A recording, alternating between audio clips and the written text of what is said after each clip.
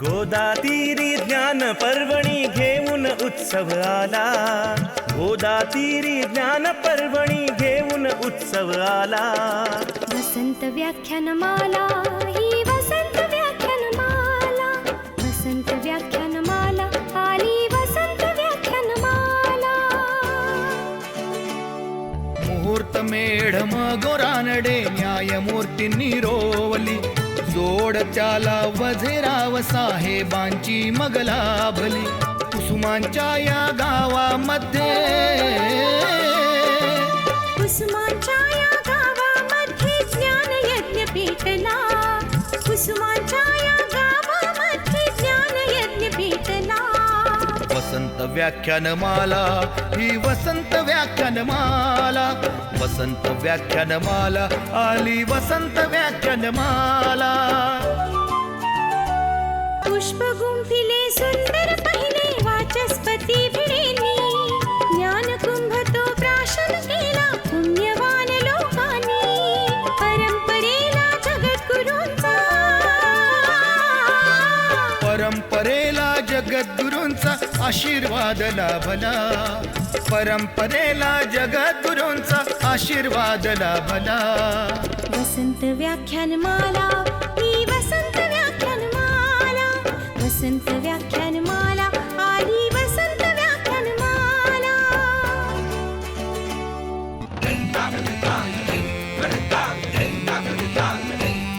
अहो देव मामले दार पटांगण फुलू फुलू लागले. लोकहिताला शिलेदार ही निस्वार्थी लाभले. खडतर होता मार्ग तरी पण खडतर होता मार्ग तरी पण जागर ना थांबला. खडतर होता मार्ग तरी पण जागर ना थांबला. वसंत व्याख्यानमाला ही वसंत व्याख्यानमाला. वसंत व्याख्यानमाला आली वसंत व्याख्यानमाला. गांधी नेहरू सरोजिनी अंधोंडो केशव कर्वे. स्वप्न दिले स्वातंत्र्यवीरांनी स्वतंत्रतेचे नवे. स्वरलतिकेचा स्वरसागर हा. स्वरलतिकेचा स्वरसागर श्री गोदेला भेटला. वसंत व्याख्यानमाला ही वसंत व्याख्यानमाला. वसंत व्याख्यानमाला आली वसंत व्याख्यानमाला. आचार्यात्रे हिंदुहृदय सम्राट धडाडून गेले. विचारवंतांच्या प्रतिभेचे दर्शन येथे घडले. प्रबोधनाच्या नव्या युगाचा प्रबोधनाच्या नव्या युगाचा पुरस्कार हा झाला. प्रबोधनाच्या नव्या युगाचा पुरस्कार हा झाला. वसंत व्याख्यानमाला ही वसंत व्याख्यानमाला. वसंत व्याख्यानमाला आली वसंत व्याख्यानमाला.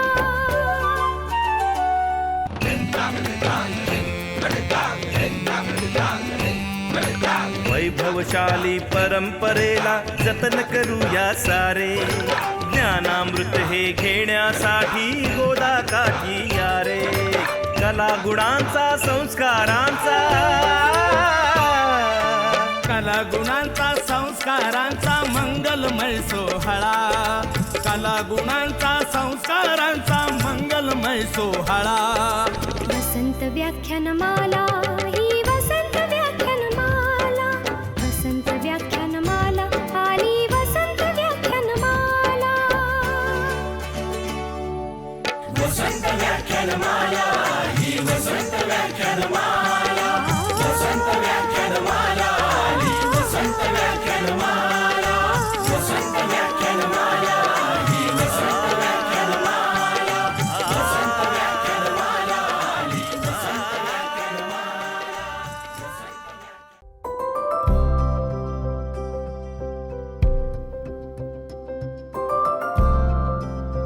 आपल्या नाशिकमधलं एक नाव साता समुद्रापार शांतपणे जगातील सर्वात कठीण बाजारपेठांमध्ये आपली दमदार ओळख निर्माण करत आहे. सह्याद्री फार्म्स. हे यश मिळवले आहे ते कुणा एका धनाढ्य व्यावसायिकाने नव्हे, तर एकत्र आलेल्या हजारो छोट्या छोट्या शेतकऱ्यांनी. बाहेर देशामध्ये माल जाऊ शकतो माझा, हे कधी म्हणजे माझ्या वडिलांना पण वाटलं नाही, माझ्या आईला पण वाटलं नाही. पैशांची पण खात्री आली आणि एकदम आम्ही निर्धास्त झालो. सह्याद्री म्हणजे सगळ्या शेतकऱ्यांना एक सोनं देऊ राहील. हे घडू शकलं कारण एका छोट्या शेतकऱ्याने पूर्वापार चालत आलेल्या शेतीकडे बघण्याचा आपला दृष्टिकोन पूर्णपणे बदलला.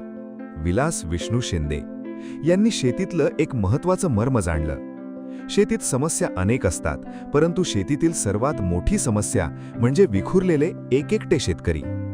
शेतीतल्या समस्या सोडवायच्या असतील तर शेतकऱ्यांनी एकत्र आलंच पाहिजे हे जाणून विलासजींनी छोट्या छोट्या शेतकऱ्यांना गटाच्या रूपात एकत्र आणण्यासाठी प्रयत्न सुरू केले.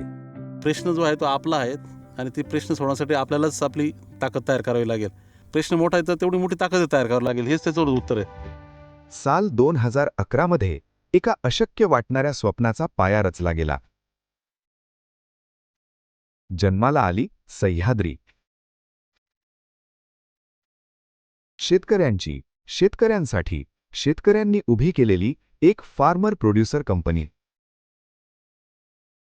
छोट्या शेतकऱ्यांच्या या कंपनीने अगदी सुरुवातीलाच जगाच्या द्राक्ष बाजारपेठेत साऊथ आफ्रिका, चिली, पेरू यांसारख्या देशातील मोठमोठ्या शेतकऱ्यांच्या असलेल्या मक्तेदारीला थेट आव्हान दिलं. सर्व शेतकरी त्या बाजाराची जी काही तिथली संधी आहेत ती योग्य पद्धतीने घेत आहेत. का जर साऊथ आफ्रिकेतल्या शेतकऱ्याला जमतंय, चिलीतल्या शेतकऱ्याला जमतंय, तर आपल्याला जमायलाच हवं. आपली जी काही दुखणी आहेत ती आपण ग्राहकाला सांगून काही चालणार नाहीत. संधी मिळवावं लागेल तर ती तुम्हाला गुणवत्तेच्या आधारेच मिळवावं लागेल. आपल्याला थोडी व्यवस्था काही बदलावं लागेल.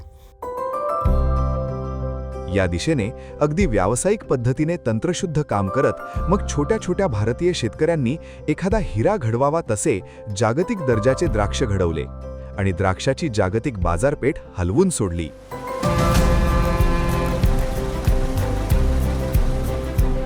पाहता पाहता स्वतः पुढाकार घेऊन संशोधन आणि प्रयोग करून द्राक्षाच्या अनेक नवीन व्हरायटीचे उत्पादन सुद्धा सह्याद्रीने भारतात प्रथमच सुरू केले. अवघ्या काही वर्षांमध्येच युरोपसारख्या अतिशय कठीण बाजारपेठेत आपली पताका उंच रोवत सह्याद्री बनली भारतातील सर्वात मोठी द्राक्ष निर्यातदार कंपनी. शेतीकडे एक इंडस्ट्री म्हणून बघत या हजारो छोट्या छोट्या शेतकऱ्यांनी फार्म टू फोक या संकल्पनेवर आपला हक्क प्रस्थापित केला. संपूर्ण मूल्य साखळीवर आपला दावा सांगितला. यामुळे संपूर्ण नफा शेतकऱ्यांच्या पदरी पडू लागला. शेतकरी बनले कंपनीचे शेअर होल्डर्स. 2015 पासून मी या सह्याद्रीच्या कंपनीत भागीदार आहे. त्याच्यामुळं मला सह्याद्रीचा एक खूप मोठा अभिमान आहे. आज फक्त द्राक्षच नव्हे तर इतरही अनेक पिकांमध्ये सह्याद्रीने मोठी झेप घेतली आहे. उदाहरणार्थ टोमॅटो. हिंदुस्थान युनिलिव्हर या बहुराष्ट्रीय कंपनीचे किसान टोमॅटो केचप आणि फ्रूट जॅमचे उत्पादन सुद्धा सह्याद्रीमध्ये केले जाते. तुमच्या ताब्यात असलेला केचपही कदाचित सह्याद्रीने तयार केलेला असल्याची दाट शक्यता आहे. सोबतच संत्र्यासारख्या निंबूवर्गीय फळांचं प्रोसेसिंग प्लांट आणि काजू प्रक्रिया प्रकल्प सुद्धा सह्याद्रीने सुरू केला आहे. यासोबतच ग्राहकांसाठी आनंदाची बातमी म्हणजे ज्यूस फॉर्म आणि किचन कल्चर हे नवीन प्रकल्प देखील सह्याद्रीने सुरू केले आहेत. तुम्ही कुठल्याही पिकाचं नाव घ्या, सह्याद्रीने त्यामध्ये आपले दमदार पाऊल ठेवले आहे. तब्बल 30,000 शेतकरी, 61 सभासद शेतकरी उत्पादक कंपन्या आणि 50,000 एकर क्षेत्रावर विविध पिकांचे उत्पादन घेत आज सह्याद्री बनली आहे भारतातील सर्वात मोठी फार्मर प्रोड्युसर कंपनी. शेतकऱ्यांसाठी वेदर स्टेशन्स, अत्याधुनिक testing labs, tissue culture labs, उत्पादन, काढणी, हाताळणी, मार्केटिंग, तंत्रज्ञान, भांडवल प्रत्येक क्षेत्रात जागतिक दर्जाचे उत्तम काम करत सह्याद्री आज पोहोचली आहे जगभरातल्या तब्बल 46 देशांमध्ये. अनेक वर्ष आपण ऐकत आलो, शेतकऱ्यांना पिकवता येतं पण विकता येत नाही. पण सह्याद्रीने दाखवून दिलं की जेव्हा शेतकरी एकत्र येतात तेव्हा ते माल पिकवू शकतात आणि विकू सुद्धा शकतात. साल 2025-26 मध्ये सह्याद्रीची वार्षिक उलाढाल आहे तब्बल 2,600 कोटींची. एकतेतून शेतकऱ्यांची समृद्धी, नव्या वाणांमधून बदलत्या हवामानाशी लढाई, ग्राहकांसाठी सेफ्टी, अफोर्डेबिलिटी आणि क्वालिटी याला सर्वोच्च प्राधान्य. आणि हे करताना पर्यावरण संदर्भात कुठलीही तडजोड न करणे, या आपल्या तत्वांशी सह्याद्री सदैव प्रामाणिक राहिली आहे. फक्त व्यवसायच नव्हे तर आपले सामाजिक भानही सह्याद्रीने मनापासून जपले आहे. शेतकऱ्यांसाठी फार्मर फॅसिलिटी सेंटर, टाटा स्ट्राईव्हच्या सहकार्याने उभारलेले ग्रामीण भागातील युवकांसाठी स्किल डेव्हलपमेंट सेंटर, शेतकरी उत्पादक कंपन्यांसाठी तसेच शेती व्यवसायातील स्टार्टअपसाठी इन्क्युबेशन सेंटर, हे सर्व सह्याद्री चालवत आहे. तब्बल 6,000 लोकांना सह्याद्रीच्या माध्यमातून रोजगाराची संधी उपलब्ध झाली आहे. आम्हाला खूप आनंद आहे. नाही तर आम्हाला जॉबसाठी पुन्हा मुंबई इकडे तिकडे आज जाण्याची गरज नाही. घराच्या जवळच्या जवळ आम्हाला रोजगार उपलब्ध झालेला आहे. लोकसहभागातून सर्वांगीण ग्रामीण विकासासाठी सह्याद्री झटत आहे. छोटे शेतकरी जर एकत्र आले तर ते एक मोठी झेप घेऊन आकाश काबीज करू शकतात, हे सह्याद्रीने सिद्ध करून दाखवलं आहे. वसन व्याख्यानमालेचं आजचं 24वे पुष्प गुंफण्यासाठी आपल्यामध्ये पुरोहित संघ सिंहस्थ समितीचे अध्यक्ष श्री सतीश शुक्ल यांचं आगमन झालं आहे. टाळ्यांच्या गजरात आपण त्यांचं स्वागत करूया. 103व्या वर्षातलं आजचं हे 24वे पुष्प नाशिकचे प्रथम महापौर आणि माजी आमदार स्वर्गीय शांताराम बापू आवरे यांच्या स्मृतिप्रित्यर्थ आपण गुंफत आहोत. आपल्या 103व्या वर्षाच्या व्याख्यानमालेचे प्रायोजक आहे सह्याद्री फार्म्स. जे सह्याद्री फार्म्स संपूर्ण जगभरामध्ये फळफळावळाची निर्यात करून आपल्या मराठी शेतकरी बांधवांना आयुष्यात स्वाभिमानाने उभं करण्याचं काम करीत आहे. त्याचबरोबर आजच्या कार्यक्रमासाठी ॲडव्होकेट प्रकाश आहुजा यांचं सहकार्य लाभलेलं आहे. आपल्या पूर्वनियोजित कार्यक्रमानुसार आपण सिंहस्थ कुंभमेळ्यावर परिसंवाद आयोजित केला होता आणि त्यासाठी विविध प्रशासकीय अधिकाऱ्यांना आपण आमंत्रित केलं होतं. परंतु आपल्या सर्वांना कल्पना आहे नाशिक स्थानिक स्वराज्य विधान परिषद निवडणुकीची आचारसंहिता जाहीर झालेली असल्यामुळे आपण आजच्या कार्यक्रमात बदल केलेला आहे. नाशिक कुंभमेळ्याचं ज्यांनी 5 वेळा प्रत्यक्ष सहभाग घेऊन प्रदीर्घ असा अनुभव प्राप्त केलेले आहे असे नाशिक पुरोहित संघ सिंहस्थ समितीचे विद्यमान अध्यक्ष सन्माननीय सतीश शुक्ल हे आपल्याशी आज संवाद साधणार आहेत. सिंहस्थाचे पौराणिक महत्त्व हा त्यांच्या व्याख्यानाचा विषय आहे. प्रारंभी आपण स्वर्गीय शांताराम बापू आवरे यांच्या जीवनावरील चित्रफित बघूया. स्वर्गीय शांताराम बापू आवरे 1952 साली ते नगरपालिकेत नगरसेवक झाले. नंतर 3 वेळा ते पालिकेच्या नगराध्यक्षपदी विराजमान झाले. विधायक कार्यसमितीच्या स्थापनेतून त्यांनी ग्रामीण भागासाठी शैक्षणिक सुविधा पुरवल्या. 1967ला ते नाशिकचे आमदार आणि 1980 साली विधानसभेवर लोकप्रतिनिधी म्हणून ते निवडून आले. नाशिक महानगरपालिकेचे प्रथम महापौर होण्याचा बहुमानही त्यांना लाभला. त्यानंतरही ते पुनश्च एकदा महापौर झाले. मराठा विद्याप्रसारक समाज आणि मराठा मंदिरसारख्या संस्थांची अध्यक्षपदाची धुराई त्यांनी सांभाळली. राजदूत मित्रमंडळ, राजदूत नागरी पतसंस्था, मोहन मास्तर तालीम संघ या संस्थांच्या माध्यमातून त्यांनी अनेक सामाजिक कार्य केली. नाशिकला पहिले जलशुद्धीकरण केंद्र स्थापन करणं, यशवंत मंडई, वाघाडीवरचा लक्ष्मण झुला, व्यायामशाळा, समाज मंदिराची बांधकामं, वादळग्रस्तांना मदत, भारत चीन युद्धात कपडे धान्य मदत निधी, खेड्यांना जोडणारे रस्ते बांधणे, हिंदू मुस्लिम ऐक्य वाढवणे अशी अनेक समाज उपयोगी कामे त्यांनी केली. अफाट लोकसंग्रह, कार्यकुशलता अंगी असणारे नेतृत्व गुण, ह्याबरोबरच संगीत आणि नाटकात रमणारे शांताराम बापू. स्वर्गीय शांताराम बापू आवरे यांना नाशिक वसंत व्याख्यानमालेतर्फे विनम्र अभिवादन.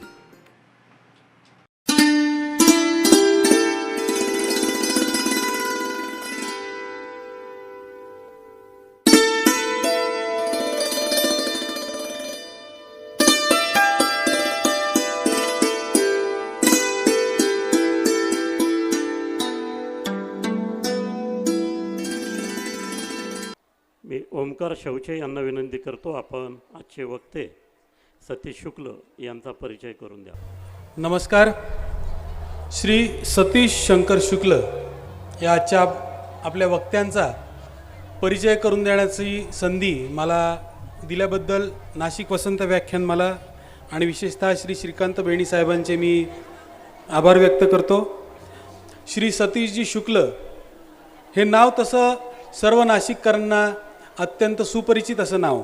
त्याचं कारण नाशिक पुरोहित संघाचे प्रमुख विश्वस्त, सिंहस्थ समितीचे अध्यक्ष, शिवमा ब्राह्मण संस्थेचे अध्यक्ष, तसेच या नाशिकला लाभलेले एकमेव आदर्श नगरसेवक अशी त्यांची ओळख. गेल्या 100 वर्षांची वैभवशाली परंपरा लाभलेल्या गुलालवाडी व्यायामशाळेचे ते अध्यक्ष आहेत. ज्या गुलालवाडी व्यायामशाळेतील अनेकानेक खेळाडूंनी कबड्डी, कुस्ती, जिम्नॅस्टिक, मल्लखांब अशा अनेक खेळांमध्ये राष्ट्रीय स्तरावर आणि देशविदेशात सुद्धा प्रावीण्य मिळवलेलं आहे. अखिल भारतीय तीर्थ पुरोहित महासभेचे प्रमुख संरक्षक म्हणून जबाबदारी पाडत असताना श्री सतीशजी यांनी अत्यंत राष्ट्रीय स्तरावरती त्यांचं कार्य हे नेलेलं आहे. गेल्या 5 सिंहस्थ कुंभमेळ्यांमध्ये श्री सतीशजी यांचा सक्रिय सहभाग असून शासन, भाविक, साधू, महंत यांच्यामधील अत्यंत महत्त्वाचा दुवा म्हणून त्यांच्या कार्याची महती आहे. नाशिक तीर्थक्षेत्रातील एक वलयांकित असं व्यक्तिमत्व म्हणून ते ओळखले जातात. गोदावरी नदी ही स्वच्छ आणि निर्मल राहावी यासाठी ते सदैव प्रयत्नशील असतात. गोरक्षक तथा गोसेवक अशा सतीशजी यांनी आजपर्यंत अनेकानेक गोवंश हे कत्तलखान्यात जाण्यापासून रोखलेले आहेत. आजही जर त्यांना रात्री बेरात्री कधीही फोन आला तर गोवंश वाचवण्यासाठी ते सदैव तयार असतात. राम जन्मभूमी आंदोलन या आंदोलनामध्ये 1990 आणि 92 या दोन्ही वेळेस अयोध्या येथे कारसेवक म्हणून आंदोलनामध्ये त्यांनी सक्रिय सहभाग नोंदवलेला आहे. काश्मीर खोऱ्यामध्ये डोडा बचाव आंदोलनामध्ये माननीय श्री मुरली मनोहर जोशी यांच्या नेतृत्वाखाली सक्रिय सहभाग नोंदवत काश्मीरमधील अतिरेक्यांच्याही धमक्यांना न जुमानता स्वतःच्या जीविताला धोका असताना सुद्धा त्यांनी भाजप कार्यकर्त्यांसह लाल चौकामध्ये भारताचा तिरंगा फडकवला होता. नगरसेवक असताना सभागृहामध्ये सतीशजी त्यांच्या भारदस्त प्रतिमेने, त्यांच्या अभ्यासपूर्ण भाषणांनी नाशिक महानगरपालिका सभागृह दणाणून सोडत असत.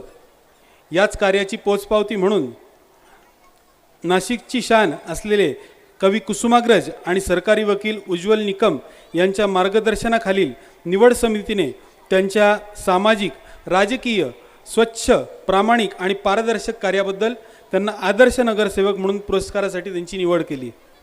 जनसंघापासून भाजपापर्यंत ते विविध संघटनांमध्ये विविध पदांवर कार्यरत होते. भारतीय जनता पक्षाचे शहर उपाध्यक्ष, सरचिटणीस, राज्य परिषद सदस्य, तीर्थक्षेत्र विकास आघाडीचे नेतृत्व तसेच भारतीय जनता पार्टीच्या आध्यात्मिक समन्वय आघाडीचे राज्य समन्वयक म्हणून सुद्धा त्यांनी जबाबदारी पाडली आहे. असे हे वक्ते आज आपल्याला लाभलेले आहेत.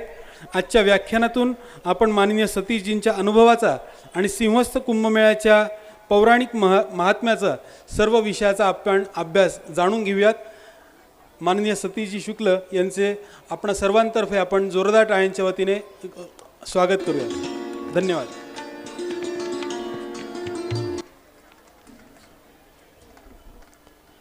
प्रथमेश कुलकर्णी यांना विनंती करतो, आजचे वक्ते सतीश शुक्ल यांचा आपण सत्कार करावा.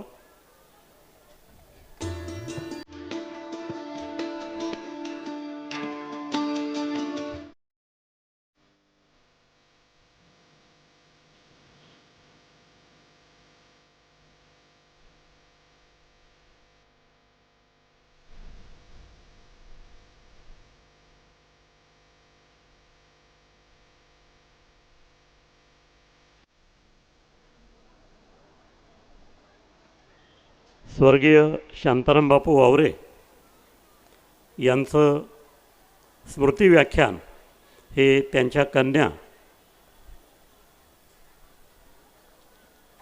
हिरेताई यांनी प्रायोजित केलेलं होतं.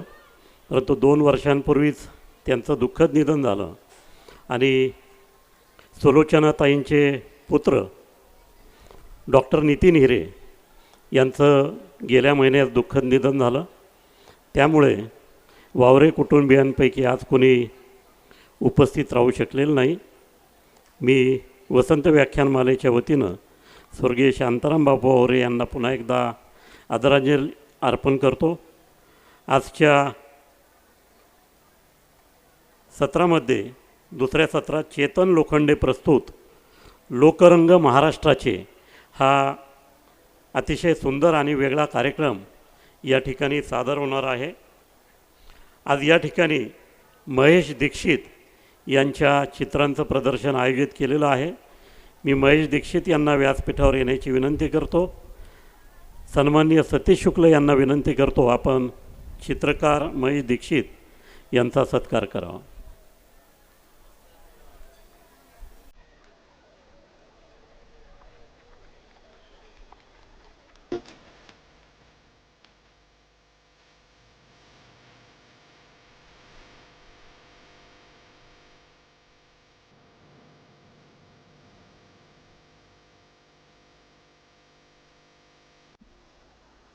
व्याख्यानमालेत उद्या 25वे पुष्प गुंफणार आहेत स्टेट बँक ऑफ इंडियाचे माजी जनरल मॅनेजर आणि वित्तीय जोखीम व्यवस्थापन तज्ज्ञ दीपक शिंपे.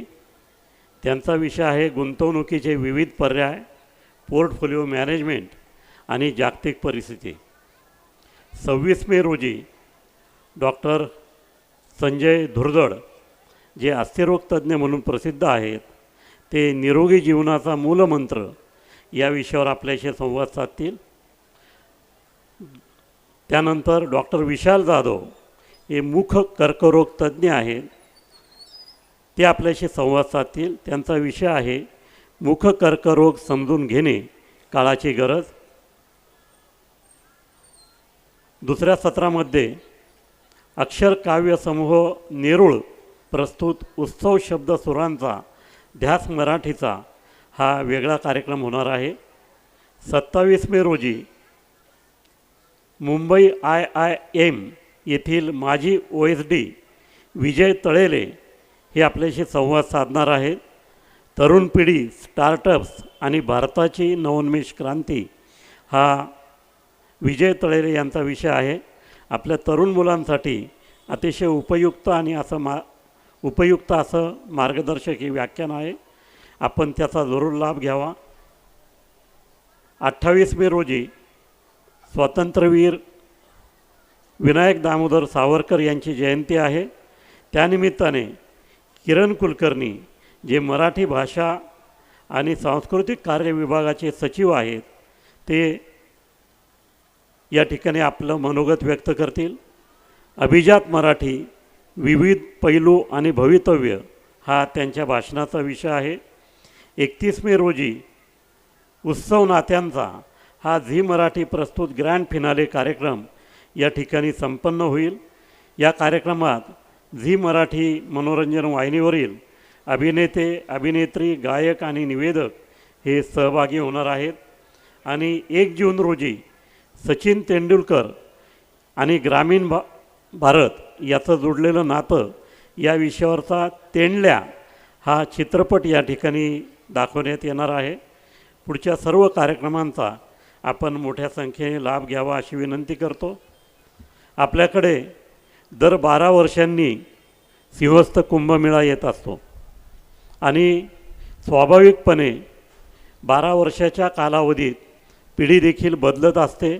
अनेक लहान मुलं तरुण होतात, ज्येष्ठ नागरिक अधिक ज्येष्ठ नागरिक होतात आणि त्यामुळे सिंहस्थाचं पौराणिक महत्त्व काय आहे हे प्रत्येकाला माहिती असतंच असं नाही. त्यामुळे नवीन पिढीला नेमका कुंभमेळा काय आहे याची माहिती व्हावी या उद्देशाने आपण आज सतीश शुक्ल यांना आमंत्रित केलेलं आहे. सतीश शुक्ल यांना तब्बल 5 कुंभमेळ्यांचा अध्यक्ष या नात्याने अनुभव आहे आणि त्यामुळे एक या क्षेत्रातला ज्ञानी माणूस म्हणून त्यांचं या विषयावरचं विवेचन निश्चितच आपल्याला उपयुक्त पडणार आहे. सतीश शुक्ल यांचं व्याख्यान सुरू करण्यापूर्वी आपण उद्याचे वक्ते डॉक्टर दीपक शिंपी यांचं थोडक्यात मनोगत जाणून घेऊया. मी सतीश शुक्ल यांना विनंती करतो आजच्या पुष्पास प्रारंभ करावा. सिंहस्थाचे पौराणिक महत्त्व.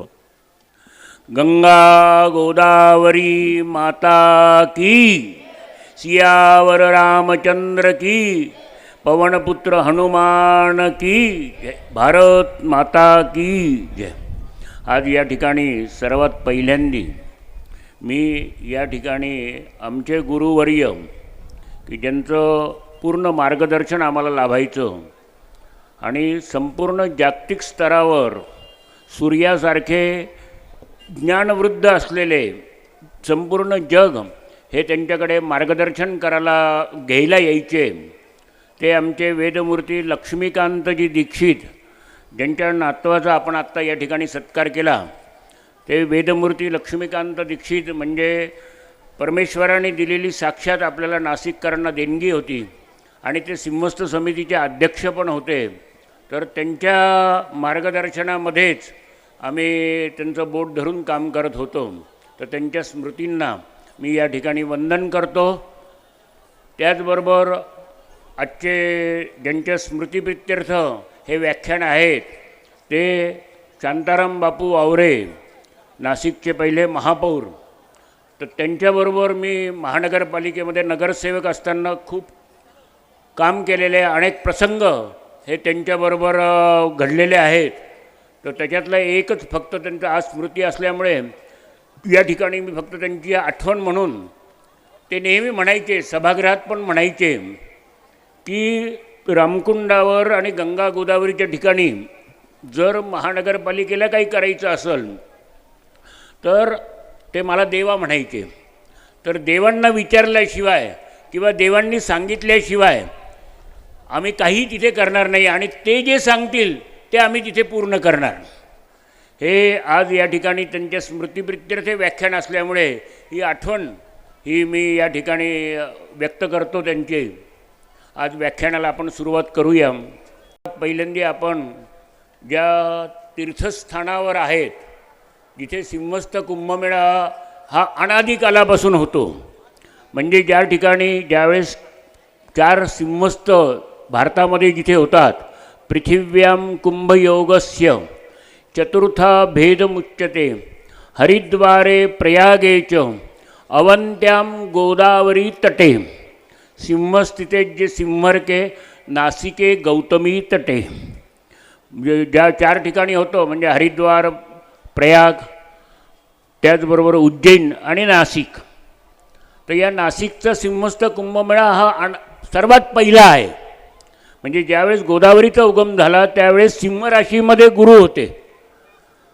गौतम ऋषीने तपश्चर्या करून भगवान शंकरांना प्रसन्न केलं आणि त्यांच्या जटेमध्ये असलेली जी गोदावरी आहे ती गोदावरी आपण भूमीवर द्यावी की ज्याच्यामुळे संपूर्ण जगाचं कल्याण होईल, असं गौतम ऋषींनी ज्यावेळेस शंकरांना प्रार्थना केली त्यावेळेस शंकराच्या जटेमध्ये असलेली गोदावरी जी आहे गंगा ती बाहेर यायला तयार नव्हती, नाराज होती बाहेर यायला. कारण का शंकराच्या जटेमध्ये त्यांना भयंकर आनंद आणि समाधान होतं, त्यामुळे ती बाहेर यायला. शंकरांनी गौतम ऋषींच्या प्रार्थनेवरनं गंगेला खाली येण्यासाठी सांगितलं, परंतु ते ऐकत नव्हती. त्यावेळेस ब्रह्मगिरीवर भगवान शंकरांनी आपल्या जटा ज्या आहेत त्या जटा मोकळ्या सोडल्या आणि त्या जटा त्या ठिकाणी ब्रह्मगिरीवर त्या ठिकाणी आपटल्या. त्या आपटल्यानंतर आजसुद्धा त्या ब्रह्मगिरीवर काही अशा खुणा आहेत की जटा आपटल्याच्या. तर ती इतकी प्रचंड वेगाने गोदावरी बाहेर आली नाराज होऊन. तर त्यावेळेस गौतम ऋषीने त्या ठिकाणी दर्भ टाकला. दर्भाला काय म्हणतात? कुशा. आणि कुशेनी ते अडवले गोदावरीला, म्हणून ते कुशावरतं खरं मूळ तिथे. परंतु ती गोदावरी जी आहे ती नाराज असल्यामुळे सरळ खाली पाताळात निघून गेली. आणि पाताळात निघून गेल्यानंतर या ठिकाणी 9 किलोमीटर 10 किलोमीटरवर चक्रतीर्थ आहे. तिथे भगवान विष्णूंनी भूमीवर चक्र मारलं आणि चक्र मारल्यानंतर त्या ठिकाणी पाताळातून गोदावरीला वरती आणलं. तर ज्यावेळेस ज्या ठिकाणी पाताळातून गोदावरी यावरती आलेली आहे ते चक्रतीर्थ जे आहे बेजाजवळ, त्या ठिकाणी छोटंच तीर्थ आहे ते, परंतु त्या ठिकाणी जमिनीचा ठाव लागत नाही. कितीही तुम्ही खाली गेले तरी जमिनीचा ठाव लागत नाही, का तर ती पाताळातून आलेली आहे आजसुद्धा तिथे. आणि म्हणून त्या चक्रतीर्थापासून ज्यावेळेस भगवान विष्णूंनी चक्र मारल्यानंतर ज्यावेळेस गोदावरी प्रगट झाली आणि तिथून ती सतत वाहत आली, वाहत आल्यानंतर आपल्या इथे रामकुंडामध्ये गोदावरी ही दक्षिण दिशेला व्हायला झाली, म्हणजे दक्षिण वाहिनी झाली. त्या ठिकाणी अरुणा नावाची नदी आलेली आणि अरुणा ही गोदावरीला मिळाली. या ठिकाणी तिथे संगम झाला रामकुंडामध्ये, अरुणा गोदावरी संगम, आणि पुढे वरुणा मिळाली. म्हणून हा त्रिवेणी संगम आहे नाशिकला, की ज्याचं अनन्यसाधारण महत्त्व आहे. अरुणा वरुणयोर्मध्ये यत्र प्राची सरस्वती तत्र स्नात्वाच पीत्वाच ब्रह्महत्या व्यपहती. अरुणा वरुणा गोदावरी संगमामध्ये जर स्नान केलं तर ब्रह्महत्याधिक पातकांचा तत्काल विनाश होतो. हे ब्रह्मांड पुराणामध्ये लिहिलेलं आहे. आणि भगवान शंकरांना ज्यावेळेस ब्रह्महत्येचं पातक लागलं लीला करता करता, त्यावेळेस 12 वर्ष त्यांनी स्वर्ग मृत्यू पाताळ तिन्ही भुवनातील सर्व तीर्थयात्रा केल्या, परंतु त्यांचं ब्रह्महत्येचं कपाळावर असलेलं पातक कुठेही दूर झालं नाही.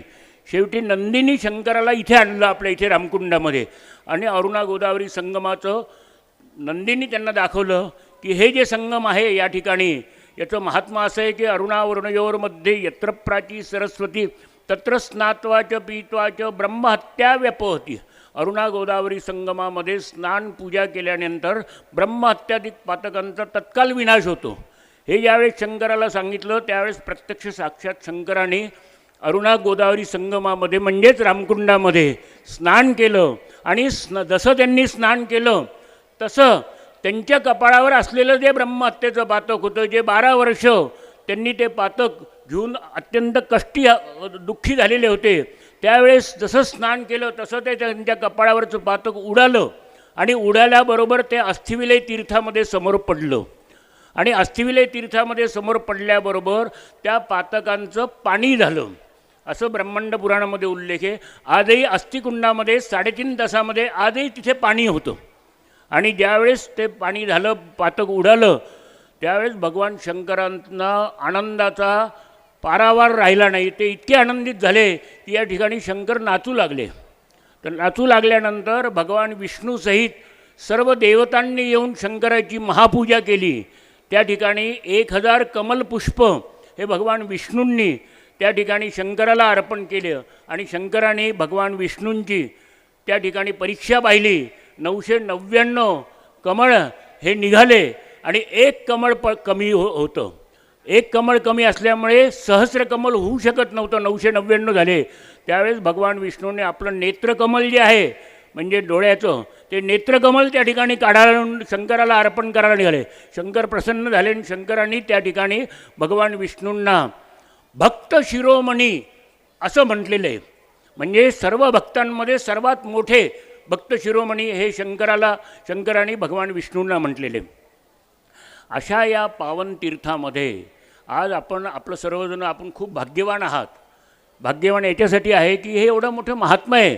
सृष्टीची रचना करण्यासाठी ब्रह्मदेवाने या ठिकाणी पद्मासन घालून तपश्चर्या केलेली आहे. सर्वात पहिलं नाशिक हे तीर्थ आहे. पहिलं नासिकंच प्रयागंच नैमिषम पुष्करम तथा पंचमं च गया क्षेत्रम षष्ठम क्षेत्रम न विद्यते. 6व्या क्षेत्राचा उल्लेख नव्हता, त्याच्यामध्ये नाशिक पहिलं आहे.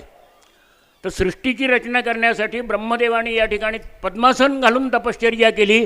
म्हणून पहिल्या युगाला काय म्हणतात? पद्मनगर. त्रेतायाम तो त्रिकंटक, त्रेतायुगामध्ये त्रिकंटक नाव म्हटलेले. त्रिकंटक का बरं म्हटलेले? तर रावणाचे सख्खे भाऊ 3 भाऊ होते, त्यांचं नाव होतं खर, दूषण आणि त्रिशीर. या तिघांचं राज्य या ठिकाणी होतं. आणि त्यामुळे या राक्षसांचं राज्य असल्यामुळे ऋषीमुनींना खूप त्रास व्हायचा. ऋषीमुनींना खूप छळायचे हे सगळे राक्षस. ज्यावेळेस प्रभू रामचंद्रजी या ठिकाणी वनवासामध्ये आले त्यावेळेस या तिघांचा वध केला आणि राक्षसांचा सुद्धा वध केला आणि ऋषीमुनींना अभयदान दिलं.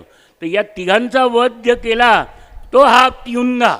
आपल्या इथे भद्रकाली मंदिरात जो तिउंदा नावाचं चौक आहे, त्या तिउंद्या नावाच्या चौकाचं मुख्य कारण जे आहे ते या 3 जणांचा वध केला म्हणून तिवंदा.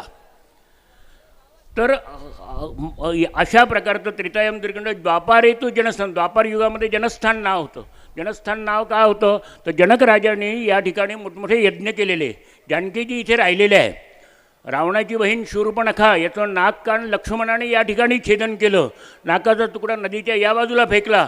संस्कृतमध्ये नाकाला नासिका म्हणतात, म्हणून नाशिक नावाने सर्वदूर प्रसिद्ध झालेले. अशा प्रकारचं या ठिकाणचं तीर्थक्षेत्र असलेलं जगातील सर्वात पहिलं सिंहस्थ कुंभमेळा ज्या ठिकाणी पहिला होतो ते या कुंभ या ठिकाणच्या आपण सर्वजण जे आहोत हे किती भाग्यवान आहोत. असं म्हटलेलं आहे की या गतिर योगयुक्तानां मुनीनां ऊर्ध्वरे तसाम सा गतीस सर्व जंतूनां गौतमी तीरवासिनाम. ज्याप्रमाणे योगी मुनी जे मोठमोठे हे आहेत ऋषी, त्यांची जशी गती या गतिर योगयुक्तानाम, जशी त्या योगींची गती होती ऊर्ध्वगती म्हणजे उच्च गती, सा गती म्हणजे तशी गती सर्व जंतूनाम सर्व जीवांची. कोणाची? गौतमी तीरवासिनाम. गौतमी म्हणजे गोदावरी. गोदावरीच्या तीरावर जे वास करतात त्यांची ऋषी मुनींच्या गतीप्रमाणे गती होती. एवढं या गोदावरीच्या तीरावर ज्यांनी वास केलेला आहे त्यांचंसुद्धा एवढं इथे महत्त्व आहे. आणि या अशा या परमपावन गोदावरीच्या पवित्र तीर्थावर आज आपण बसलेलो आहे. आणि आपला आजचा जो मुख्य विषय आहे तो सिंहस्थ कुंभमेळा आहे.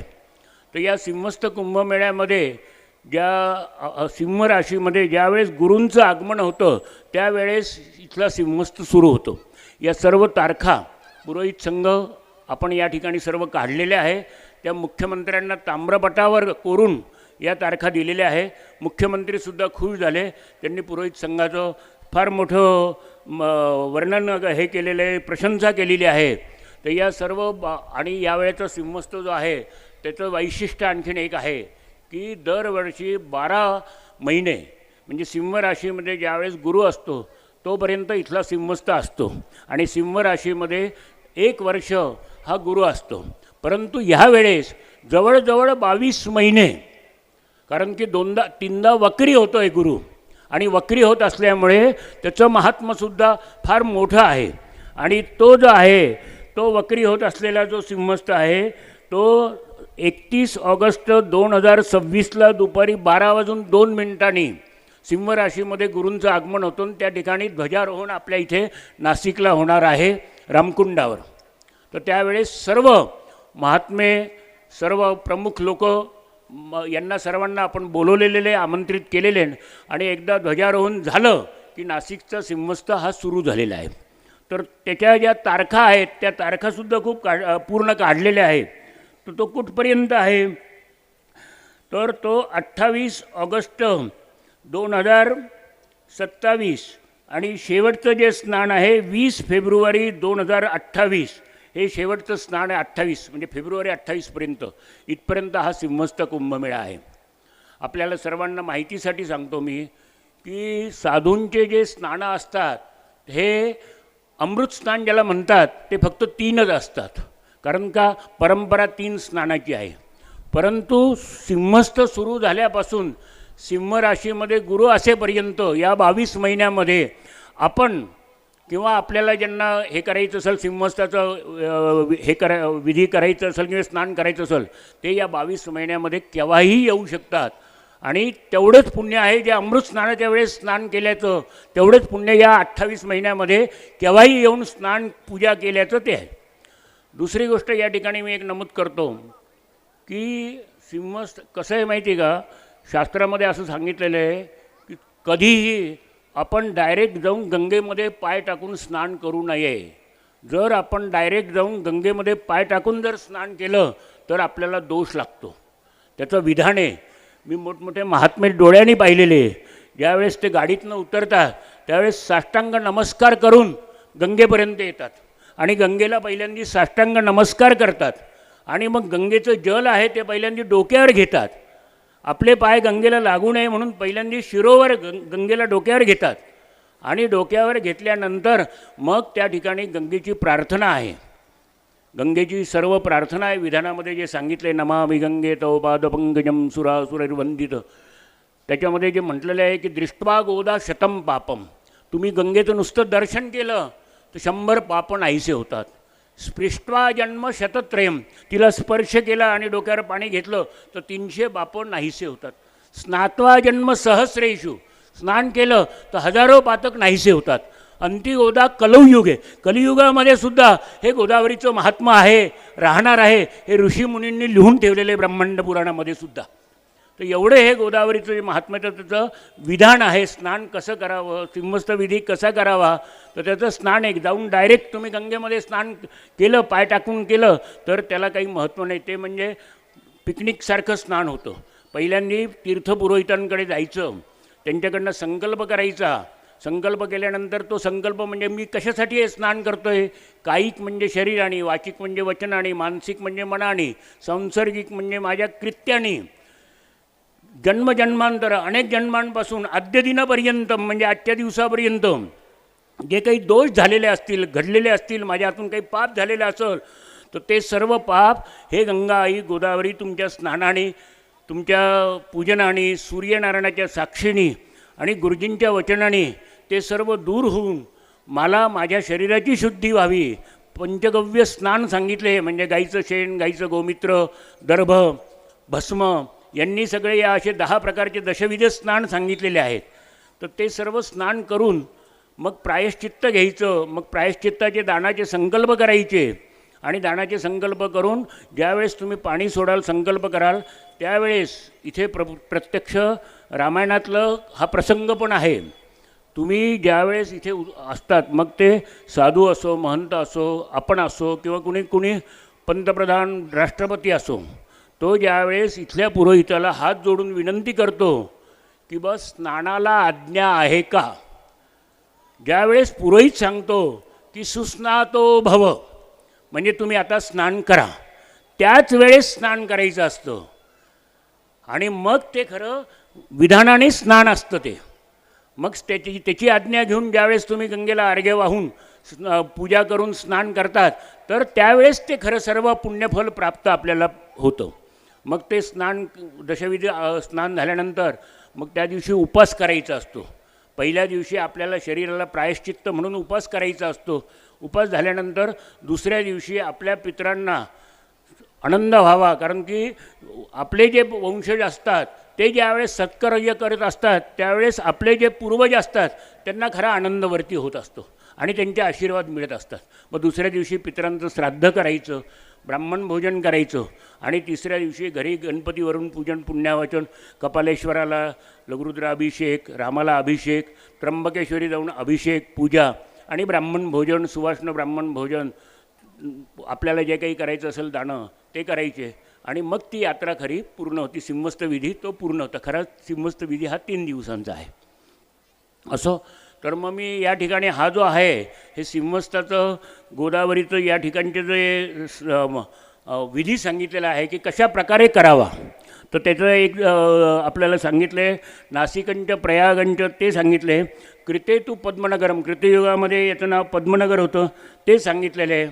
आता आणखीन एक थोडक्यात सांगतो. आपल्या इथे जे सुंदरनारायण मंदिर आहे त्या सुंदरनारायण मंदिराचं सुद्धा आणि त्या समोरच्या तीर्थाचं सुद्धा खूप मोठं महात्म्य आहे. जालंधर राक्षसाची जी पत्नी होती वृंदा, तिचं नाव होतं आणि त्या वृंदाच्या याच्याबद्दल नारायणाला तो दोष लागला, शाप लागला आणि तो दोष लागल्यावर सुंदर स्वरूप जे होतं नारायणाचं ते कुरूप झालं आणि कुरूप झाल्यानंतर नारायण सगळीकडे जाऊन आले परंतु ते पापमुक्त, त्या दोषमुक्त झाले नाही.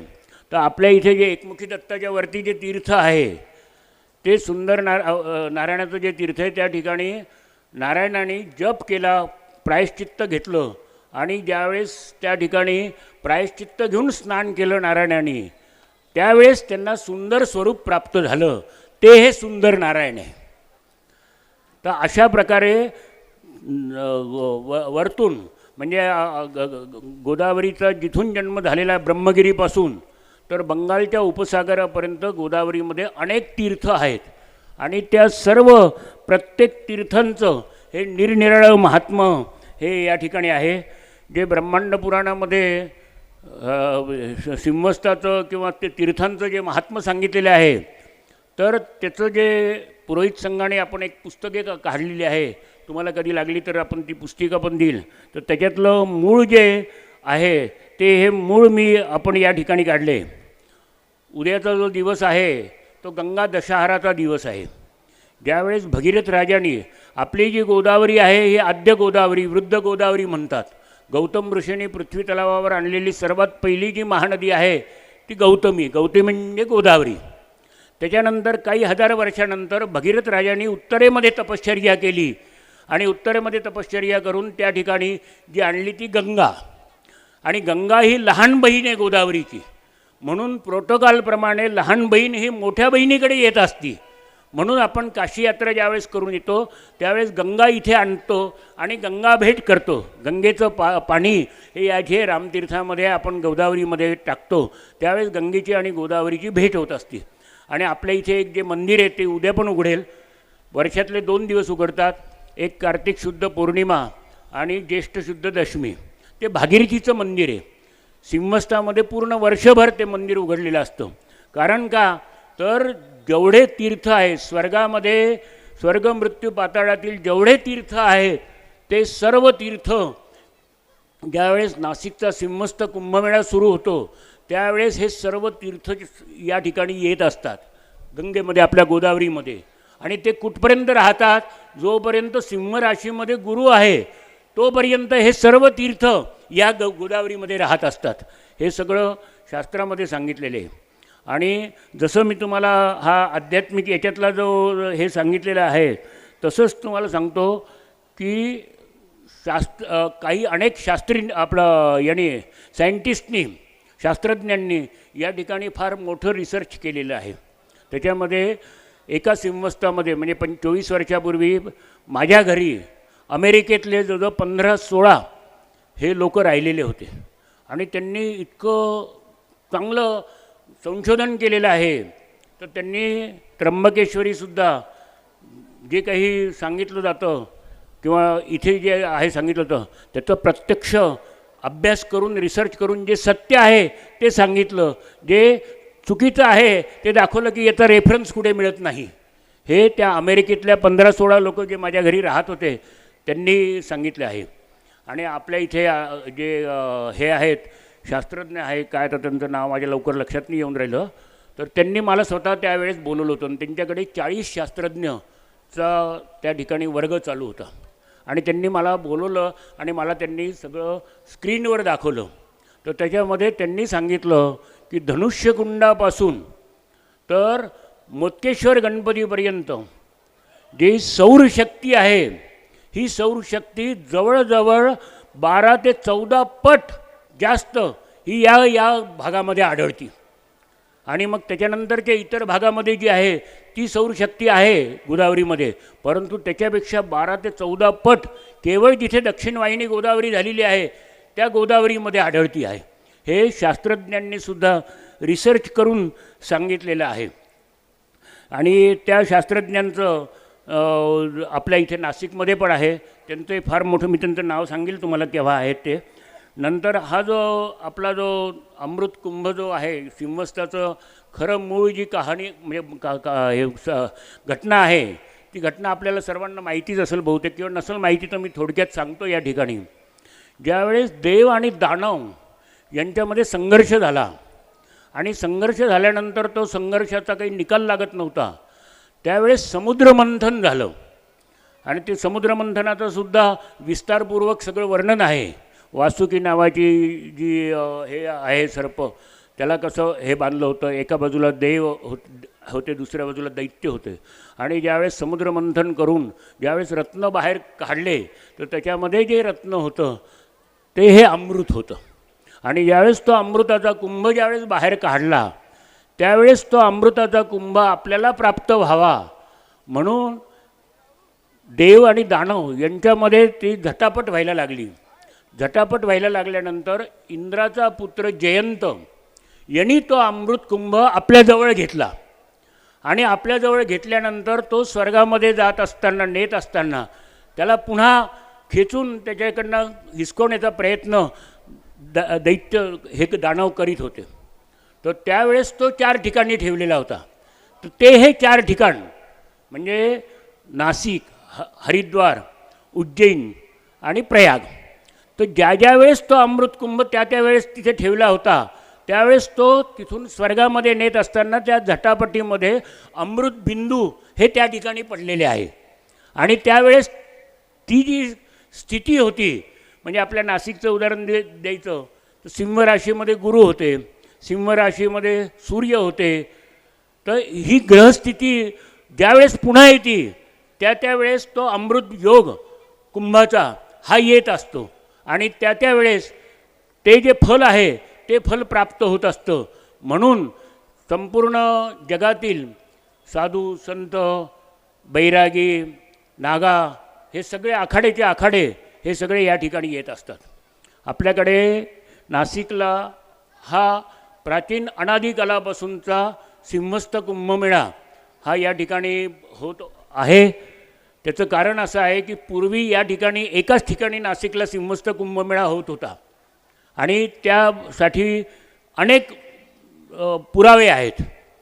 म्हणजे अगदीच उदाहरण द्यायचं झालं तर आज जे त्र्यंबकला जे आखाडे स्नान करतात त्या आखाड्यांच्या जागा सर्व इथे आहे. कपालेश्वराच्या पाठीमागे जे आखाडा आहे पंचायतन आखाडा त्याची जागा इथे आहे. त्याचबरोबर गाडगे महाराज पुलापासून तर आजूबाजूला जेवढ्या अनेक जागा आहे की ज्या त्या आखाड्यांच्या जागा आहेत आणि वैष्णवांच्या तर आहेतच आहेत. तर हे सर्व ज्यावेळेस तिकडून येत होते त्यावेळेस कसं होतं, पूर्वी काही पोलीस बंदोबस्त किंवा गव्हर्मेंटकडनं काही विशेष योजना त्यांना सवलत असं काही नव्हतं. हे सर्वजण जे आहेत हे सर्वजण त्यावेळेस यायचे. मग त्यावेळेस जी ठाणी म्हणजे कोणती की जसं आपलं कश्यपा गोदावरी संगम आहे तर त्या ठिकाणी जो जथ्था राहिला साधूंचा तो कश्यपा गोदावरी संगम, नंतर दिंडोरीला असे जे लहान लहान खेडेगावं आहेत, पालखेडला, असे त्याचे सगळं वर्णन आहे त्याच्यामध्ये. आपल्याकडे राम मंदिराच्या पुढे खाकी आखाडा आहे. त्या खाकी आखाड्यामध्ये ताम्रपट आहे. तो ताम्रपट असा आहे की त्याच्यामध्ये असं लिहिलेलं आहे की 1760 साली शैव आणि वैष्णव यांच्यामध्ये प्रथम स्नान कोणी करावं म्हणून फार मोठा वाद निर्माण झाला आणि त्याच्यामध्ये अनेक साधू मारले गेले, अनेक महंत मारले गेले आणि पहिलं स्नान कुणी करावं याच्यावरनं जो झालेला झगडा होता तर तो कश्यप संगमापर्यंत झगडा चाललेला होता. आणि त्यावेळेस पेशव्यांचं इथे राज्य होतं आणि पेशव्यांच्या राज्यामध्ये त्यावेळेचे जे काही संत महंत होते त्यांनी खटला दाखल केला पेशव्यांच्या राज्यामध्ये पुण्याला. आणि पुण्याला 1772 पेशव्यांनी हा निर्णय दिलेला आहे की जे शैव आहेत ते त्या ठिकाणी कुशावर्तामध्ये स्नान करतील, जे वैष्णव आहेत ते इथे रामतीर्थामध्ये स्नान करतील. आणि खरं तर सांगायचं झालं तर ब्रह्मगिरीपासून तर बंगालच्या उपसागरापर्यंत गोदावरी ही सगळीकडे एकच आहे. तुम्ही कुठेही स्नान करा गोदावरीचं फल तुम्हाला प्राप्त होतं. मग त्याच्यामध्ये पुढे संवाद असे येतात आहे की बा हे तर आहेच, गोदावरीचं जिथे स्नान केलं तिथे फल प्राप्त होतं, परंतु त्यातल्या त्यात आणखीन कुठे जास्त फळे असं ज्यावेळेस हा संवाद ज्यावेळेस ऋषीमुनींमध्ये आणि प्रत्यक्ष गोदावरी शंकरामध्ये ज्यावेळेस चालू होता त्यावेळेस तिथे असं उल्लेख आढळता आहे की जिथे गोदावरी दक्षिण वाहिनी झालेली आहे त्या ठिकाणी विशेष फल आहे सांगितलेलं आहे. म्हणून प्रभू रामचंद्रजी ज्यावेळेस इथे पंचवटीमध्ये आले होते त्यावेळेस असं म्हटलेलं आहे की पंचवट्यां विशेषेण गोदा दक्षिण वाहिनी श्रीरामचंद्र प्रसादेन भक्तिमुक्तिप्रदायिनी. पंचवटीमध्ये ही विशेषता आहे की या ठिकाणी गोदावरी दक्षिण वाहिनी झालेली. म्हणून प्रभू रामचंद्रांनी या ठिकाणी सर्वोच्च भक्ती आणि मुक्ती हे दोन्ही दिलेले आहे. भक्ती आपल्यासाठी भक्ती कसे सांगितले की तुम्ही नुसतं गोदावरीचं दर्शन केलं तरी तुमचं 100 पाप नाहीसे होतात. इथे बसल्या बसल्या तुम्ही नुसतं गंगा गंगा 3 वेळा म्हटलं तर गंगा गंगे तियोब्रूयात योजनानाम शतैरपी.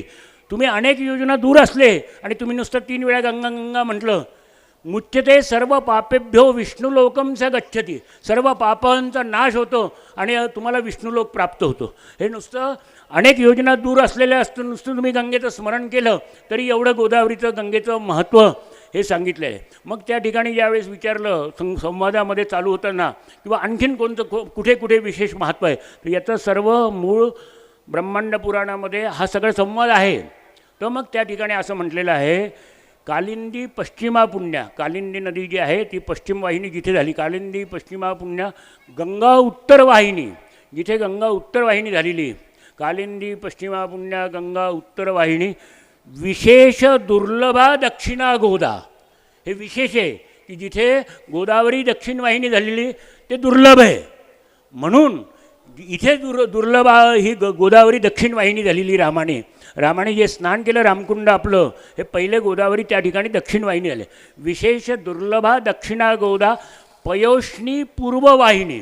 तापी नदी जी आहे ती जिथून पूर्व वाहिनी झालेली त्या नदीचं महत्त्व तिथे सांगितले. तर आपली ही जी आहे ही विशेष दुर्लभ दक्षिण गोदावरी असले म्हणून इथे प्रभू रामचंद्रांनी सांगितलेले की पंचवट्याम विशेषेण गोदा दक्षिण वाहिनी. पंचवटीमध्ये ही विशेषता आहे की या ठिकाणी गोदावरी दक्षिण वाहिनी झालेली आहे. श्रीरामचंद्र प्रसादेन भक्ती मुक्तिप्रदायिनी. भगवान रामचंद्रजींनी इथे भक्ती आणि मुक्ती ही सर्वोच्च प्रदान केलेली आहे. सर्वोच्च भक्ती आपल्यासाठी आणि मुक्ती जे स्वर्गवासी पितृलोक आहे त्यांच्यासाठी मुक्ती सांगितलेली आहे. कारण की दक्षिण वाहिनी गोदावरी इथे असल्यामुळे आपले जे पितृस्थान असतं ते दक्षिणेकडे असतं. म्हणून आपण श्राद्धविधी करत असताना दक्षिणेकडे तोंड करून श्राद्ध करतो. बाकीची जे पूजा आहेत ते पूर्वेकडे तोंड करून करत असतो. म्हणून इथे दक्षिण वाहिनी गोदावरी असल्यामुळे या इथे भक्ती आणि मुक्ती ही सर्वोच्च प्रभू रामचंद्रांनी सांगितलेलं आहे. म्हणून याचं जे विशेष महत्त्व जे आहे ते या दक्षिण वाहिनी गोदावरीचं आहे. तीर्थाचा यात्राचा आपल्या याच्यामध्ये इतकं सूक्ष्म दिलेलं आहे. तीर्थाचा यात्रा कशी करावी, पहिलं दर्शन कुठे करावं, पहिलं स्नान कुठे करावं, पहिला विधी कुठे करावा हे पण दिलेलं आहे. तर ते त्या ठिकाणी जे दिलेले आहे दृष्ट्वा पंचवटी स्थानम गोदावरी नदीम आजन्म संचितात पापान मुच्यते नात्र संशया. नंतर त्या ठिकाणी या गोदावरीचं जे आपण आदौ गत्वा जनस्थानम, नाशिकला जनस्थान म्हटलेलं आहे. पहिल्यांदी जनस्थानावर जाणं म्हणजे नाशिकला जावं. आदौ गत्वा जनस्थानम स्नात्वाच विधिपूर्वकम. या ठिकाणी येऊन विधिपूर्वक स्नान करावं. स्नात्वाच विधिपूर्वकम आदौ गत्वा जनस्थानम स्नात्वाच विधिपूर्वकम श्राद्धदानादिकम कुर्यात. या ठिकाणी श्राद्ध दानं हे सर्व करावं. श्राद्धदानादिकम कुर्यात पश्चात त्र्यंबक दर्शनम. त्याच्यानंतर जाऊन त्र्यंबकेश्वरी दर्शन करावं आणि म्हणून पुन्हा यावं आणि रामाचं दर्शन करावं. आणि मग पंचस्थली यात्रा आहे, तपोवन आहे, सप्तशृंगी देवीला जायचं, हे सगळे जे आजूबाजूचे स्थान आहेत ते सगळे पाहावे, त्याचं दर्शन करावं. असं सगळे यात्राच्या क्रमामध्ये सुद्धा दिलेलं आहेत. नंतर अतिशय बारीक सूक्ष्म पण दिलेलं आहे, पण मी त्या ठिकाणी सांगत नाही. अस्थिविसर्जनाचं महत्त्वसुद्धा खूप सांगितलेलं आहे. गोदा तोयेषु यस्यास्थी क्षिप्यते विधिपूर्वकम. म्हणजे गोदावरीच्या तीर्थामध्ये ज्यांचं विधिपूर्वक अस्थिविसर्जन होतं. गोदा तोयेषु यस्यास्थी विधिपूर्वकम न तस्य पुनरावृत्ती. गोदा तोयेषु यस्यास्थी विधिपूर्वकम न तस्य पुनरावृत्ती ब्रह्मलोकात सनातनात. त्यांना ब्रह्मलोक ज्यांचं विधिपूर्वक या ठिकाणी अस्थिविसर्जन होतं त्यांची पुनरावृत्तीनंतर ब्रह्मलोकामध्ये त्यांना मोक्ष प्राप्त होतो. हे इथल्या नाशिकच्या अस्थिविसर्जनाचं सुद्धा महत्त्व दिलेलं आहे. त्याचबरोबर आपलं सिंहस्थ गोदावरीचं मंदिर मी तुम्हाला सांगितलं आहे. या ठिकाणी जेवढे मंदिरं आहेत त्या प्रत्येक मंदिराचं आपल्याकडे खूप महत्त्व सांगितलेलं आहे. त्याचबरोबर जेवढे तीर्थस्थानं आहे म्हणजे गोदावरीचं तुम्हाला आणखीन एक आनंदाची गोष्ट मी सांगतो की गोदावरीचा जिथून उगम झालेला आहे ब्रह्मगिरीवरनं, त्याच्यानंतर बंगालच्या उपसागरापर्यंत गोदावरी ज्या ठिकाणी मिळती आहे तिथपर्यंत राजमहेंद्रीला तिथपर्यंत अनेक तीर्थ आहे. आणि मध्ये हा वाद निर्माण झाला की कर्नाटकमधले एक महात्मा आले आणि त्यांनी सांगितलं की अंजनेरीला हनुमानाचा जन्म झाला नाही. आणि मग आपल्याकडे जो हे ब्रह्मांड पुराण आहे की ज्याच्यामध्ये गोदावरीच्या उगमापासून तर याच्यापर्यंत जे सगळं तीर्थांचं वर्णन आहे ते मूळ वर्णन, शुद्ध वर्णन आणि एकदम निर्विवाद आहेत. त्याला कुणीच चॅलेंज करू शकत नाही, कुणी ते खोडू शकत नाही, असं ते आहे. तर आपल्याकडे ते जे ब्रह्मांड पुराणातील, पद्मपुराणातील गोदावरीचं जे महात्मा आहे ते महात्मा आपण काढलं. आणि महात्मा काढल्यानंतर त्याच्यामध्ये हनुमानाचा जन्म या केवळ एका याच्यावर 4 अध्याय आहेत. आणि 4 अध्यायामध्ये हनुमानाचा जन्म होत असताना माता अंजनेरीची काय कशी अवस्था होती, त्याच्याबरोबर आजूबाजूची कशी परिस्थिती होती, नंतर निसर्गामध्ये कसं बदल झाला, हे सर्व वर्णन त्याच्यामध्ये आहे. आणि ते आपण ते दाखवलं त्या यांना, तरी ते मानायला तयार नव्हते. मग ते सांगितलं की याचं ओरिजिनल कुठे, तर ते ओरिजिनल आपण दाखवलं. ओरिजिनल दाखवल्यावर सुद्धा त्यांनी तसं काही मानलं नाही, आपली काही हार त्यांनी कबूल केली नाही. तर अयोध्येचे ज्यांनी शिलान्यास आणि ज्यांनी अयोध्येच्या प्रभू रामचंद्रांच्या मूर्तींची प्राणप्रतिष्ठा केलेली आहेत, ते जे शास्त्री होते त्या शास्त्रींकडे हा वाद गेला. आणि आपले जे सर्व इथले जे दावा आहेत हे सर्व आपण जे सांगितलेले वर्णन आहे आणि मूळ जे श्लोकात याच्यामध्ये दिलेलं आहे हनुमानाच्या जन्माचं सगळं वर्णन, ते आपण त्यांच्याजवळ दिलं. आणि त्यांनी स्वतः त्याच्यावर संशोधन करून ते कन्फर्म केलं. आणि ते रिअल आहे, ओरिजिनल आहे. त्याच्यामध्ये कोणत्याही प्रकारची एक शब्दाची सुद्धा त्याच्यामध्ये बदल केलेला नाही आहे. हे त्यांनी ओरिजिनल काढून पाहिलं आणि त्यांनी निर्णय दिला की हेच हनुमानाचं जन्मस्थान आहे. बोल बजरंग बली की जय. आज आपल्या इथे प्रभू रामचंद्रांजींचं एवढं वास्तव्य आहे. त्याचबरोबर या ठिकाणी हनुमानाचं जन्मस्थान आहे, त्र्यंबकेश्वरासारखं ज्योतिर्लिंग आहे आणि कपालेश्वरासारखं एवढं आद्यस्थान आहे. कपालेश्वराच्या दर्शनाला त्र्यंबकेश्वर हे नित्य येत असतात. याला प्रत्यक्ष शास्त्रामध्ये पण आहे, अनुभव पण आहे, लोकांचे पण अनुभव आहे. आणि कपालेश्वराचं जसं मी मगाशी सांगितलं की त्यांनी स्नान केल्याबरोबर ब्रह्महत्येचं पातक त्यांचं दूर झालं आणि भगवान विष्णूंनी 1000 कमल पुष्पद्वारा शंकराची पूजा केली. तर त्याचं महात्मा असं सांगितलं आहे की दृष्ट्वा द्वादशलिंगाणी नरो यत् फलमश्रुते तत्फलम शतदा प्रोक्तम कपालेश्वर दर्शनात. 12 ज्योतिर्लिंगाच्या दर्शन केल्याने जे फल प्राप्त होतं त्याच्या 100 पट फल हे कपालेश्वराच्या एका दर्शनामध्ये प्राप्त होतं, असं हे प्रत्यक्ष ब्रह्मांड पुराणामध्ये सांगितले. आणि कपालेश्वराच्या दर्शनाला त्र्यंबकराज हे नित्य येत असतात, हे त्याच्यामध्ये सर्व लिहिलेले वर्णन आहे त्याच्यामध्ये नित्यच. आणि याचा अनुभव हा प्रत्यक्ष मलासुद्धा आहे, अनेकांना आहे. आणि थोडक्यात मी तो अनुभव असं सांगतो. श्रावण महिन्यामध्ये मी पूर्ण गंगेचं स्नान करून बादली भरून वरती जायचो आणि कपालेश्वराला रुद्राचं आवर्तन करीत आपण जसं देवाशी बोलतो किंवा आपल्या अगदी जवळच्या याच्याशी बोलतो तशा प्रकारचं मी आवर्तन करीत असताना मी म्हटलं की हे देवा, त्र्यंबक राजा आपल्याला दर्शनाला येतात, तर बघ त्र्यंबक राजांना आपली या ठिकाणी भेट होतीये, तर हे दर्शन आम्हाला कसं प्राप्त होईल, कसं मिळेल हे, असं मी मनात आणलं. त्या क्षणाला ही सत्य घटना घडलेली आहे बरं का, सांगतो तुम्हाला. असं मी मनात आणलं आणि त्याच क्षणाला समोरून जोऱ्यान दिवशी मला आवाज दिला, भोले असा आवाज दिला. मी येऊन पाहतो कोण आहे, कुणी आवाज दिला, तर त्र्यंबकेश्वरचे काण्णव नावाचे जे गुरुजी होते त्यांनी तो मला आवाज दिलेला होता. म्हणजे पहा त्र्यंबकेश्वर कोणत्या स्वरूपामध्ये. इथे आपण मी मनात इच्छा व्यक्त केली की त्र्यंबकेश्वर कपालेश्वराच्या दर्शनाला येतात, ते आपल्याला दर्शन कसं मिळतं, ते हे देवानी दाखवलेलं ते दर्शन आहे. तर सांगायचं की अतिशय जागृत अशा प्रकारची ही भूमी आहे. आणि ही भूमी जागृत असताना त्या ठिकाणचं थोडंसं आता म्हणजे जसं हे महात्मा त्याचं आपलं हे विधान कसं करावं, सिंहस्थाचं स्नान कसं करावं असं मी सांगितले.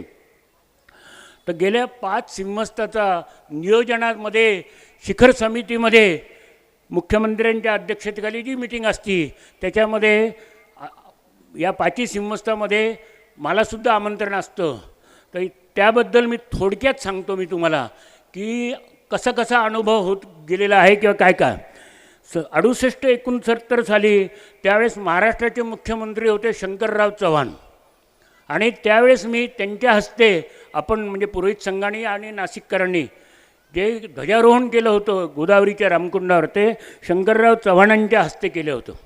त्याच्या अगोदर 1956 सालचा अनुभव आमचे वडील सांगायचे की जे यात्रेकरू उतरायचे ते कुठे उतरलेले होते, तर अनेक धर्मशाळा तर असायच्याच, परंतु पेठे हायस्कूल ही यात्रेकरूंनासुद्धा उतरायला घेतलेली होती. त्यामुळे शाळा अशा प्रकारचे सगळे स्थानं जे आहेत हे यात्रेकरू.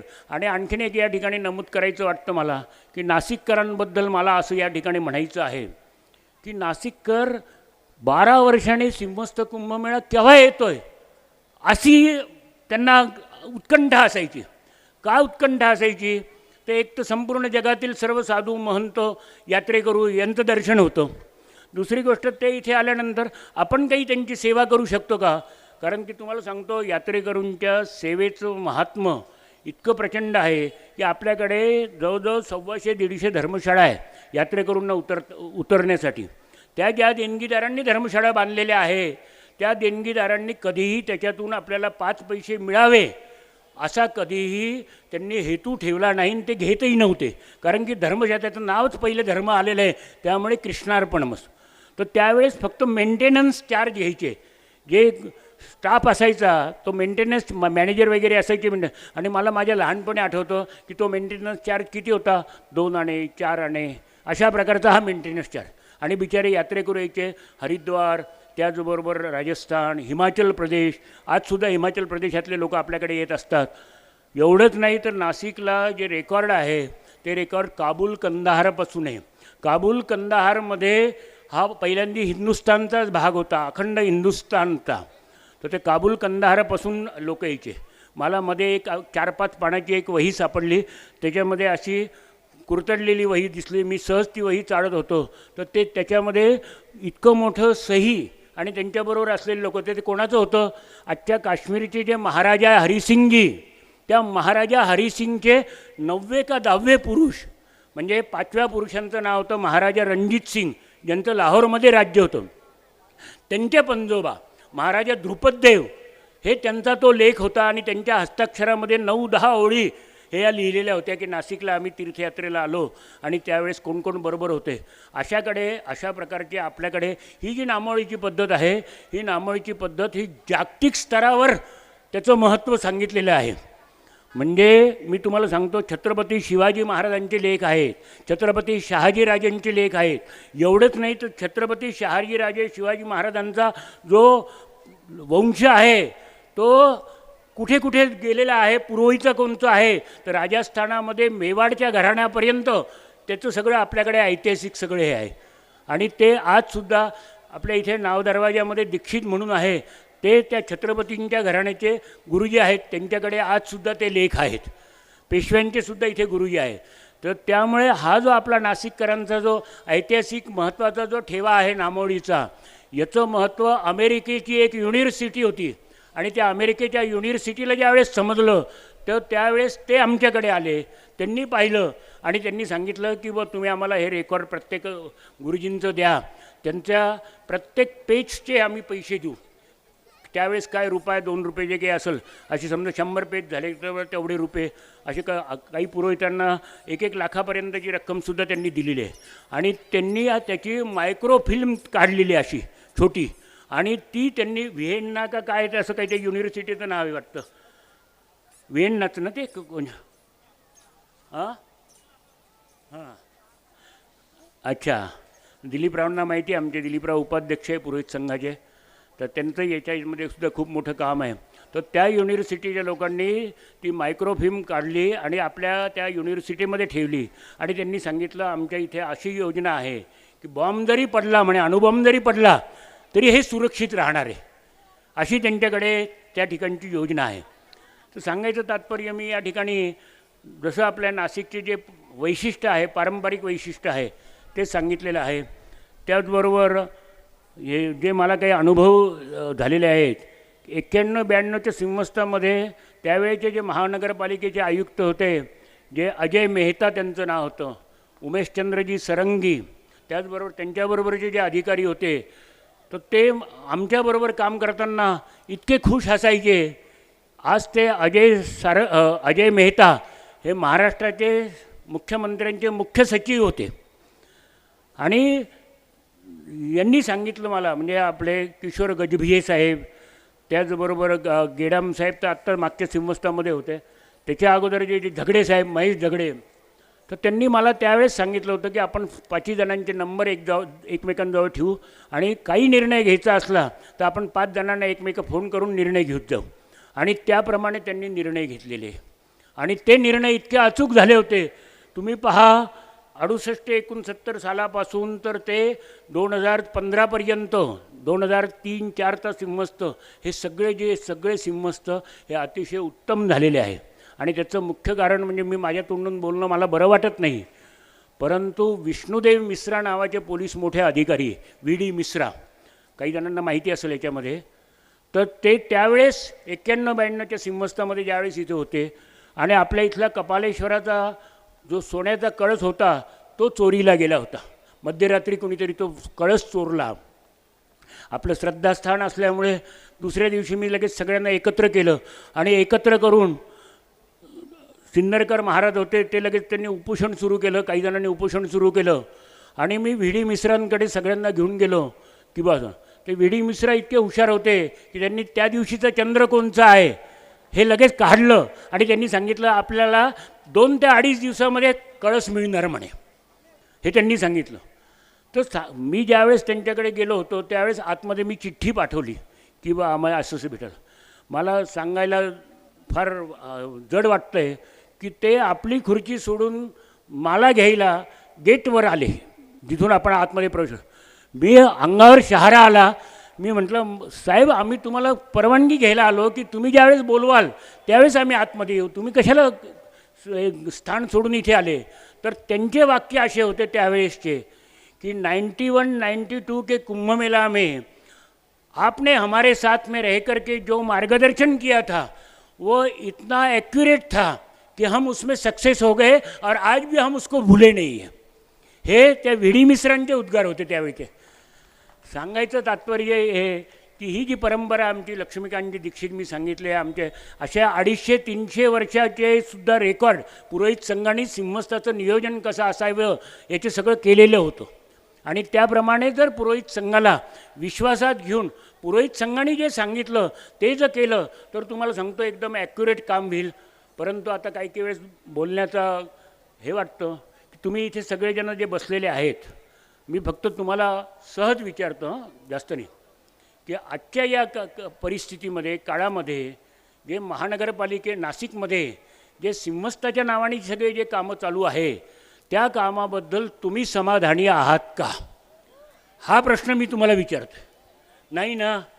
मी चॅलेंज देऊन सांगतो की मी म्हटलं 10 जरी माणसं असे असले की बा चाललेलं काम हे योग्य आहे, असे तरी 10 माणसं असले तरी मी म्हटलं की असं नका करू. मी स्वतः मुख्यमंत्र्यांच्या समोर, त्याच्यानंतर ज्या ज्या ठिकाणी मला संधी मिळाली आयुक्तांच्या समोर, मी त्यांना एकच सांगितलं की तुम्ही काय करतात, काय डिझाईन करतात, काय रंगरंगोटी करतात, काय कलाकुसरी करतात, हे जर लोकांना पाहायचं असेल, त्याचं जर महत्त्व असेल तर लोक अजिंठा एलोराला जातील.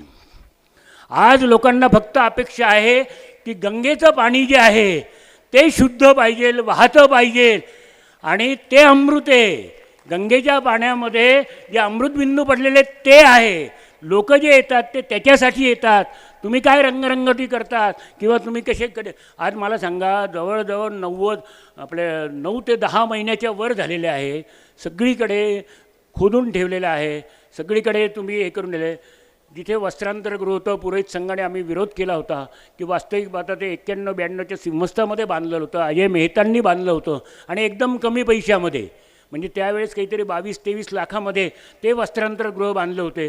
आज त्या ठिकाणी हजारो महिला हे वस्त्र बदलायचे, ते पाडून टाकलं. महिलांना वस्त्र बदलण्याची जागा अडचण निर्माण झाली. पाणपोई होती ती पाणपोई काढून टाकली. एवढ्या उन्हाळ्यामध्ये पाणी प्यायची जागा नाही, सावलीची जागा नाही. अशा प्रकारे आम्ही त्यांना अडचणी सांगून आज त्यांनी इथे सावलीची व्यवस्था करून दिलेली, समोर सावलीची व्यवस्था करून दिलेली आणि जी पाणपोई होती त्या पाणपोईला पर्यायी जागा दिलेली त्यांनी आणि तिथे पाणपोई बांधायला त्यांनी सांगितलेलं आहे. त्याचबरोबर महिलांना वस्त्रांतरगृह बदलण्यासाठी त्यांनी सांगितलं कपालेश्वर मंदिराच्या शेजारी जे अमित जनरल स्टोर्स वगैरे आहे ना, ती जी जागा आहे ती जागा आम्ही ॲक्वायर करतो आणि त्या ठिकाणी तुम्हाला वस्त्रांतरगृह बांधून आणि बाकीचं जे काही तुम्हाला आहे ते देतो असं त्यांनी सांगितले. आता आपण फक्त एवढीच आशा करू की परमेश्वर सर्वांना सद्बुद्धी देव, सर्व अडचणी दूर हो आणि शेवटी ती गंगामाई आहे, देवता आहे. या सर्व देवतांनी कुंभमेळा उत्कृष्ट करावा आणि आपण सर्वजण त्याच्यामध्ये सहभागी हो. निर्विघ्नपणे कुंभमेळा व्हावा ही या ठिकाणी मी या ठिकाणी देवाला प्रार्थना करतो. आणि माझं काही बोलण्यामध्ये काही चूक झाली असेल, जास्त वेळ झाला असेल किंवा काही मला वेळेपर्यंत मी तेवढं बोलू शकलो नसेल, या काही त्रुटी राहिलेल्या असतील त्याबद्दल मला सर्वांनी क्षमा करावी. तुम्ही एवढे शांततेने 2 शब्द ऐकून घेतले त्याबद्दल तुम्हाला धन्यवाद. आणि विशेषतः श्रीकांतजी बेनी यांनी मला या ठिकाणी हा विषय खरोखर जागृत आहे. प्रत्येक नाशिककरांना हा विषय याची माहिती ही व्हायला पाहिजे. आपल्याकडे पाहुणे येतात, त्या पाहुण्यांना आपल्याला सांगता आलं पाहिजे की आमच्या नाशिकचं हे महत्त्व आहे, रामकुंडाचं हे महत्त्व आहे, गंगेचं हे महत्त्व आहे, सिंहस्थाचं कुंभमेळ्याचं हे महत्त्व, हे आपल्या प्रत्येकाला त्यांना पाहुण्यांना सांगता आलं पाहिजे. म्हणून त्यासाठी हा छोटासा प्रयत्न केला आहे. धन्यवाद. गंगा गोदावरी माता की जय. धन्यवाद गुरु. 103व्या वर्षाचं वसंत व्याख्यानमालेचं 24वे पुष्प स्वर्गीय शांताराम बापू वावरे स्मृती व्याख्यान यात प्रथम वक्ते होते आज आपले सतीशजी शुक्ल, पुरोहित संघाचे अध्यक्ष, सिंहस्थ कुंभमेळा समिती. सिंहस्थावर अतिशय सुंदर त्यांनी आपल्याला माहिती दिली, पुराणातल्या सगळ्या कथा सांगितल्या, केव्हा सिंहस्थ भरतो, कुठे कुठे भरतो याची सर्व माहिती दिली. त्याबद्दल मी वसंत व्याख्यानमालेच्या वतीने त्यांचे खूप खूप आभार मानतो. त्याचबरोबर आता दुसरा जो कार्यक्रम आहे लोकरंग महाराष्ट्राचे, त्याच्यातले गायक लोकांना व वाद्यवृंदांना मी स्टेजवर येण्याची विनंती करतो. त्यातले प्रमुख गायक आज आहे चेतन लोखंडे आणि दुसरे त्यांचे सहकारी गायक आहेत अमित पगारे. यांचा सन्मान राजेंद्र शेळके यांनी आज करावा असं मी त्यांना विनंती करतो. चेतन आणि अमित.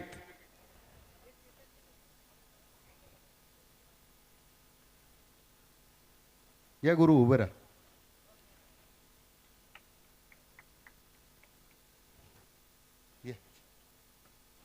अमित आलं का? या अमित.